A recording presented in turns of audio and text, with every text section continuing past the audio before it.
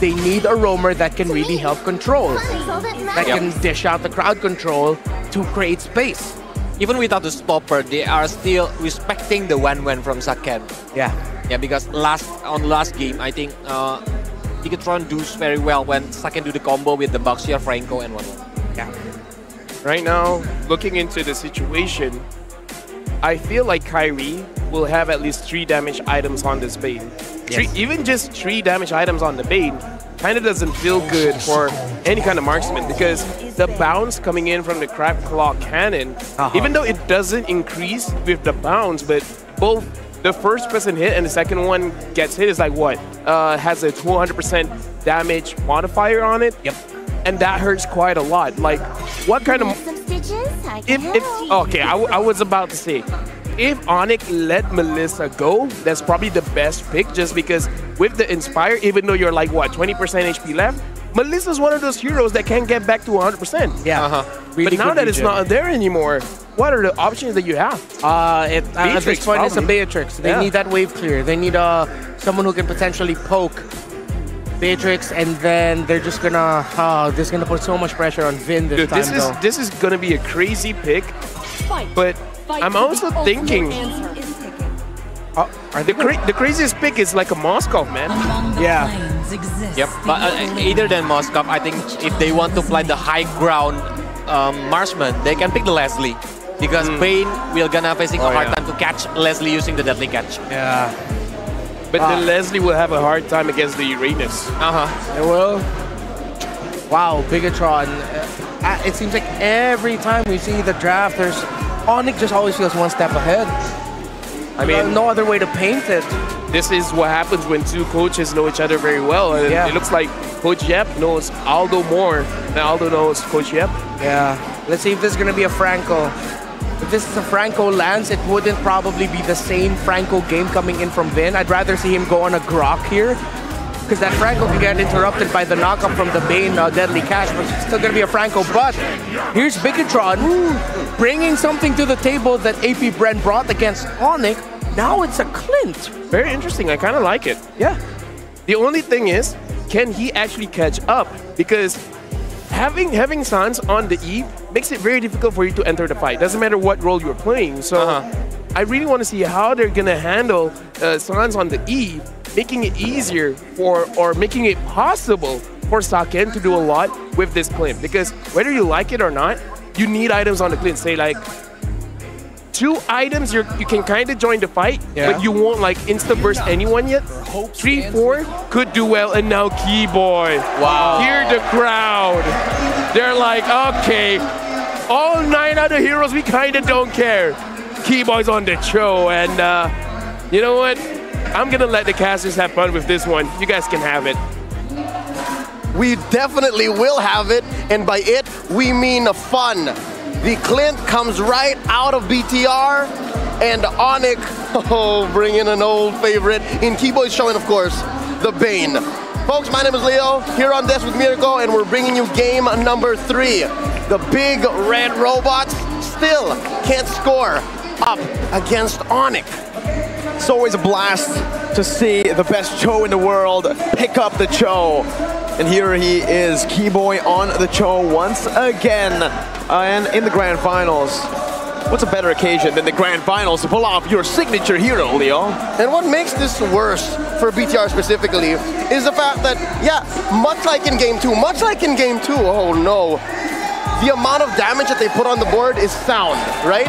But the entry and the transitions from phase to phase of the game, and of course engagements, aren't as clean. Not at all. We'll see how they utilize this draft. I mean, they already prioritized a lot of physical defense, or damage rather, early on in the draft. And here in the Land of Dawn, they're trying to fight. They're trying to utilize the best offense as defense. All right. You see here a purple start for both Kyrie and Super Ken. Something to note, even if Keyboy does get his hands on the Cho, check it out. In the hands of Super Vin, the Franco. There's a reason why it was called Franco Man. Good hook onto Kyrie, delaying his clear just a bit, giving Super Ken a bit more space. Now, As you can also see, Boots trying his best on the Uranus to do what he does best, distract as well. Chorizo's not letting that happen though. Keyboy jumps into the shampoo earlier, not able to find it. Now Vin might be forced to flicker around, some more damage, and he should fall. But he keeps it, stays calm. Iron Hook doesn't connect. All right. I think half of Super Vin's mind was just saying, hey, if I die, I die. And Keyboy understands that. He knows that he can thread the needle, maybe force something out, something else from Super Vin. And now Super Ken farming up. Moreno gonna try to punish Keyboy for overstaying his welcome. The bottom lane matchup is about similar to what happened in game 2, right? It's still the Dairoth versus the Uranus. Yeah. Boots here gonna be able to have an okay time. I mean, Chorizo does bully him, but as long as Boots just sticks to the minions, there's not really much that Dairoth can do alone here. Needs to wait for the Lancelot to rotate down below. Now, Super Ken's doing exactly that. Maybe looking for some damage to ultimately go for the kill. Phantom Execution, only onto the gold buff. Boots steals it! Oh, man! Those Ionic edges, the numbers really go for him. Now Boots in trouble. Does not have a consecration to call his own for this first turtle take. 2 minutes in, Kyrie with the pull. No Abyssum Strike earlier from Chorizo, but that resource will be up for the next fight. Keyboy now getting chunked by Chorizo. Abyssum Strike, plus the Thorn Rose. Keyboy can be able to flicker around, and that's the retry with the deadly catch from Kyrie. RWM locking Super Vin down right now as he walks out of the mobility field. 1-0 Onic. Oh, fancy feet on both Onic and Bigetron there in that turtle take, but clear dub goes over to Onic. Both teams understood that, hey, if we're not going to get any kills, at least make it a clean exit for our core heroes, and it was a close call, especially for Keyboy there, who has been just up. All 3 minutes of this game, he's been up, and he's been giving BTR hell. I've got a question for you, Leo. Yeah? We saw Sheriff Marco yesterday. They fell to these outlaws in Onic. Can Sheriff Sakin, the new sheriff in town, take control of the situation? Well, I reckon with the help of Deputy Vin, it should be an easy go. This time around they have a decent amount of peel, but they have more damage, so they might be using that damage as a deterrent. Again, it's not the traditional peel you're looking for. Between a Uranus and a Dairoth here, you kind of want the Uranus covering your back, right? So maybe this is the kind of the difference in approach, the creativity that Bigetron Alpha can make use of to make a better Clint work. But here's a kick coming in. Wait, the Dragon, Super Vin getting bitten by the Sharks. Thorn Rose coming down. Moreno steals away the RWM, but isn't able to utilize it. Onic now on the board with first blood. Sakin buys the Endless Battle. Oh, that's early item there. He's just greeted out, man. He's, again, despite the difficult time that Bigetron Alpha are having, he makes this call and he says, justice ain't gonna be served if I don't do this, right? So the early Endless Battle, dealing a respectable amount of damage despite being down about 1,000 and change. Moreno gets his book on him, Enchanted Talisman. So I expect Sakin here to pick up his own pair of boots very, very soon, because rotations aren't gonna happen very well for them. There it is. I still think it's a bit more respect though, because, oh wait, Super Vin now getting the Iron Hook, not really gonna commit with a Bloody Hunt. He doesn't have the Bloody Hunt, actually. And Onic understands the situation. They basically push Bigetron off of this turtle. And there's an RWM from Moreno. One from Stans! Oh, with a flicker as well. Thorn Rose coming out, but it's still Kyrie who wins the retry battle. Chorizo's caught all alone. Has to run away. Keyboy looking for a cheeky little Jeet Kune Do. Up top, it's a 1v1. Back to my point. Endless Battle first item, a bit different. Super Marco yesterday on the Clint built BOD in both games. First item, utilizing that snowball. So this is already a bit more respect. Sustain and true damage. Yep, and all the more he's gonna need it because he is rocking Weapon Master. So the bigger numbers actually benefit you. This whole passive and the spread of damage is not gonna work. Now Chorizo dives in. What was he thinking? Oh, Onic. What was he thinking? He was trying to defend, but yeah, I agree with you. The base was just long gone at that point of the game. At that point, HP bars, Super Vin getting kicked back. What in nature gonna be canceled out. Now Iron Hook connects, but Keyboy stays alive. Sans picks up the kill. Wow, Onic. They're punishing Bigetron Alpha for these odd decisions, and the timing couldn't have been any better. Sakin, though, puts up an RWM of his own, and they will do their best to defend. A push in mid by Super Ken. What? Trying his best to clear out the mini waves, but This is something that Onic does really well that I've been noticing, especially in game number 3 here. They utilize vision in a different way. They don't show up in the map just to give the other members on Bigetron Alpha. Oh, wait, a dragon! Key boy! And that's what you buy, right? Vision. They didn't know that there was that much damage coming in from Onic. And as far as Bigetron Alpha was concerned, Onic wants to protect this tier 1 up top, but not going to be quite so as it falls. It's not just them punishing with the vision that they have, but it's also them punishing with Bigetron Alpha's blind spots. Onic will hide from these vision spots to give Bigetron Alpha a false sense of security. And now, there's a bite down on Keyboy. Oh, Abyssal Strike just dodged away. Chorizo now taken now. Munched up, spat on by Kyrie. On the Bane socket, the Sheriff is down, Leo. Oh, Lord. I reckon this ain't looking good. Super Big gets a hook. No bloody hunt though. Kyrie with a deadly catch. Now he falls. Moreno was able to take him down, but Keyboy kicks him back to Sans. Will he be able to survive? Sans dealing damage. Moreno stealing the RWM. Survives and now is looking for a trade back, but decides to not commit. What a tarnation! Onic is the one who got punished. To be fair, Onic was the one who overstayed their welcome, and that led to Kyrie falling underneath this tier 1 in mid. And you always have to respect, Super Vins of Franco. And that's something that Onic, again, despite how well they were doing. Oh, wait, Boots? Oh, Boots! No bloody hunt, my goodness, Boots! Well timed. And that's a stolen purple buff. Yeah. Boots. Good guy, Boots, man. You don't really see him. Tells his team to be careful. Heck, he even told BTR to be careful when he got hooked. He was like, hey, are you guys sure you want to take this? All 4 of you, watch out. There's a Boots coming in. And with that, the whole commotion in the purple buff has bought Onic another free turtle. What? Last one for the game. Is that how desperate Bigetron Alpha are getting? Super Ken is forced to build utility. It's hybrid. At best, it's hybrid. At worst, he is, yes, going to have to revert to pre-patch Lancelot.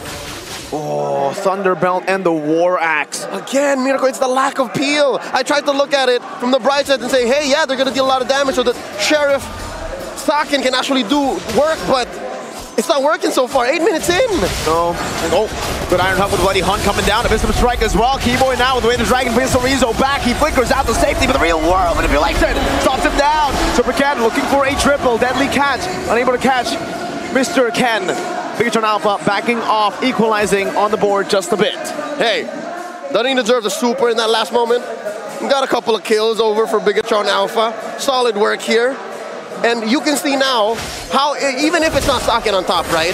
Super Ken is making bank here as compared to the rest of his team. The whole map will not tell you the story of what's going on because so far it's looking blue. What's going on? The gold earned here. It's actually pretty interesting that Super Ken, despite 3 turtles going to Onic, despite Onic, who've been dominating, it's still him up there. Keyboy with the Dragon, canceled out. Keyboy not going to be punished by Sheriff Sakin. Super Vin gets out of harm's way. Bounce, neutralized. Chorizo not going to give Kyrie that angle. A free pickoff. Keyboy down and they're forcing it.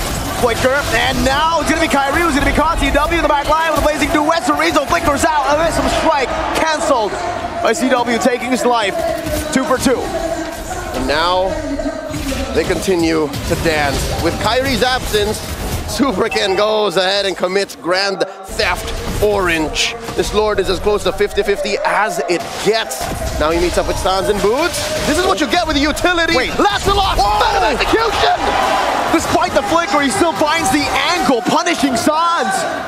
His first death in this game. CW, the only remaining Kage who is deathless.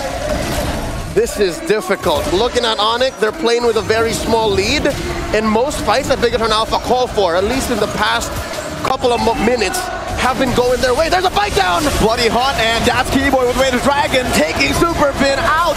Let's rebattle Super Ken versus Kai, and it's Super Ken who finds it. Now Chorizo falls, but Super Ken again jumps back in. And it's the Sheriff who's now in town. Bang, bang!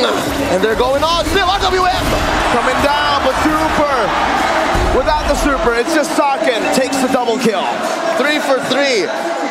But the headline, Bigetron Alpha scores a massive Lord. Wait. Oh, wait! CW finds Moreno a strangler. The Outlaws are still able to find an advantage despite a messy team fight. And now Bigetron Alpha, they're the ones on the back seat, on the back foot, despite having the Lord. All right, if that didn't happen, if CW didn't find Moreno there, this would have been all BTR, even with the trades and all. But right now, name of the game is for Onic to recover parts of the map. Yes, they still have a gold lead. Yes, they have been punishing BTR where they can. But so far, BTR are reading the room so well. BTR are finding these pickoffs in, a few key items right there. Radiant Armor and Super Vin, and Sakin gets his BOD. BOD, definitely a power spike for Sakin. Taking a look at the gold difference though. Oh, Boots walking him down. Now Keyboy as well with the conceal onto the back. Sakin, he's gonna have to dodge away from this, and he does. But Chorizo's the one. He's the target. He gets brought back to the team, and now eaten up by Kyrie. Meanwhile, in the mid lane, tier 2 falling. Supercat's looking for a split push. He'll be able to threaten these base turrets, but Onic respond. And now, here's the purple buff. Kyrie spots Supercat. Oh. He steals away the purple buff right in front of Kyrie's nose. So, Bigetron Alpha, what do you think here, Leo? Did they get what they needed to get with that Lord advantage? Yes, but not in the way I thought they would. Even in the draft, even before this game started, looking at their lineup, it was clear that their winning image was a hell of a lot of firepower and some semblance of shock and awe. They really wanted to just pick off people, and if you wanted to engage in a 5v5, sure, but only after we get 1 or 2 down. And that's reflected on the map. And so far, Superken building hybrid here. This is exactly what he needs. Look at Keyboy's waiting for the way the Dragon play. Doesn't find the angle. Supercan able to dodge away from the target zone. And that's Onic who finds a free tier 2 up top. What makes this scarier for Onic, who has again been so clean, the hook on the Boots. Iron Hook and the Bloody Hunt. Now Boots, taken out. Sheriff Sakin with his friendly, helpful deputy. But I was saying, what makes this all the more scary is even if Bigetron Alpha aren't winning as many fights as they want to, they know that their out is on the map. They know that they can, with the mobility that they have, compared to Onic, whose movements so far here in the mid to the late game are so honest. You said they were playing with Vision earlier, right? Where'd that plan go? It looks like now they're responding to BTR's movements. Yeah, it feels like now it's Bigetron Alpha who are making the proactive moves through Super Ken. He's been the one making these openings. He's been the one creating these opportunities. Now it's a proactive move with the conceal play. Keyboy in the back, Chorizo jumping onto him, forcing him back. Sakin here from the angle. Sounds with the RWM. Super Ken gonna be knocked up, and it's Sheriff Sakin secures the Lord, and even Kyrie falls! Sakin looking for one more shot. Vin with a flanker bow with the Iron Hook, but it will not find anyone. Moreno with a splash. CW forced back. He got terrified there. If only the hook was off, if Super Vin was in range, CW would have gotten shut down, get bitten down, and this would have been all the worse for Onic. Talking about a deadly ricochet, that's what scored Bigetron Alpha, this luminous Lord, and they're gonna make their marks on the map. They're gonna get inside Onic's base. Good PMI, dodging away with the Iron Hook. Look at Keyboy. Keyboy looking for an angle to find a flank. Superkin spots him. Sakin has built up that Berserker's Fury. Another power spike. Boots taking a half HP. Base turret mid lane falling. Iron Hook missing. Use the zone. They're forcing out these old stuns. Gets bursted down. Taken out. Deadly catch to disengage, but it's a bit late. Wow, that damage. Sakin takes a whole lot. Now he has to respect it. Oh, Moreno! Where the Dragon moves back. A missile strike connects, but Kyrie still able to utilize his Bane to damage. Sakin now cutting back, flickers back. And the Sky Kings kick him out. They pop Vin's immortality. Look at that. Oh, Moreno! He wait for the right time, and they collapse on Kyrie. Now it's a 2v3. Can they defend? Onic are focused on clearing the waves. Ken, Sakin, and Vin here to try and find an end. Can they do it? No. Oh. Wow. Game 1, Game 2, domination. The Onic era. But in Game 3, Bigetron Alpha, they've taken their time to come back in the game. Now, I would say they're in the lead. For the first time in this best of 7, Bigetron Alpha seem like the Terminators that they've always been all throughout the playoffs. They're calling the shots here, much like Arnold. Look at this team fight once more. Cerezo, I think we have to just put our eyes on Cerezo. He was recalling. He wasn't even looking for the fight, but then Onic kind of forced him to fight, and Cerezo fought. Yep, and again, you can't do that just in the moment. There was a premeditated move there. So Cerezo, great communications with the rest of BTR, and I'm liking it. This is actually done more than make up for that moment down bottom and for what's happening so far in the series. If Bigetron Alpha gets in here, that definitely tilts the scales for momentum. Definitely a wake-up call for Onic. This isn't an Indo versus Indo Grand Finals for nothing. This is the best MLBB that we have in the world right now. Lord spawning in 3 seconds. Purple scored over. Onic at least able to secure it. Gives it over to Kyrie. Now BTR saying let's dance. 16-14, gold lead. 17 minutes in, still, Bigetron Alpha can utilize it. Iron Hook, not connecting. Keyboy getting a proper position to look for a flank. It's all about finding Saken. Oh, do note, Supervin and Moreno have an amazing bush here. The control, the vision, the angle that they have. CW2, you hear the conceal. Keyboy with the dragon. Oh, Super Ken gonna be caught right there, but he buys immortality in time. Kyrie with retribution on the Lord. And down goes Ken. Traded off for CW, they're still going. Saken running away with a nature bomb. Super Saken, oh my goodness. Almost able to outplay the situation, but Kyrie knows better than to go for a fight with a Lord secured. 2 for 3 here.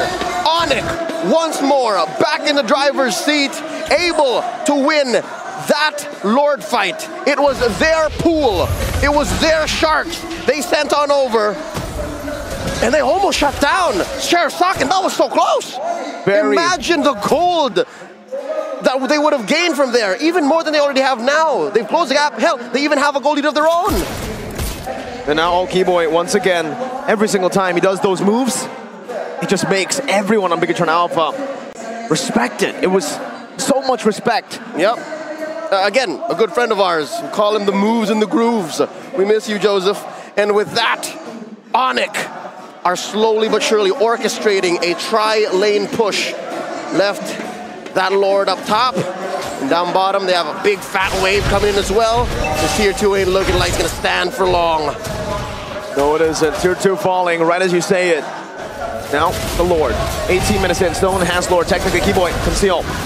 Twilight armor, bot, deadly catch as well. They're looking for the siege. Unable to find it just now. Ooh, what was that damage? Was that a shot from Saken that took CW that low? Yep, looking like it. And that is a fully built Clint. Wind of Nature, Berserker's Fury, Blade of Despair, Malefic Roar, Endless Battle, and a whole lot of attitude.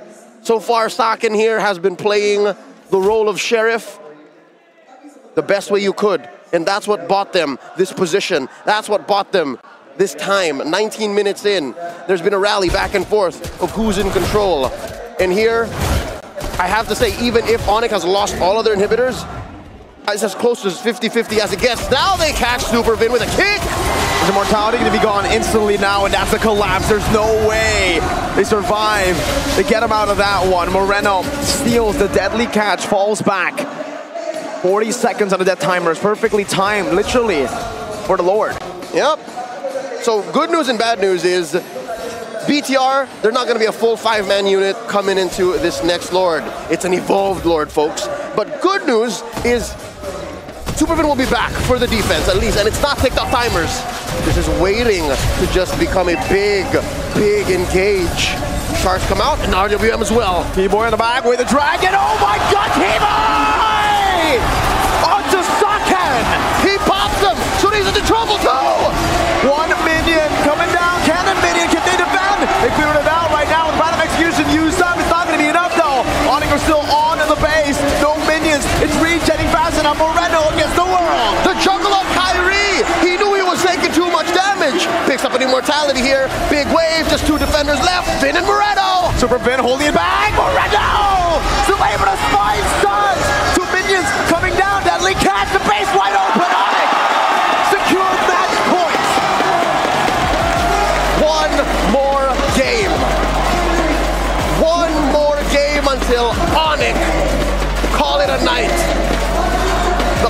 closest BTR have ever come to making these Sky Kings bleed. Still resulting in not the best toe in the world.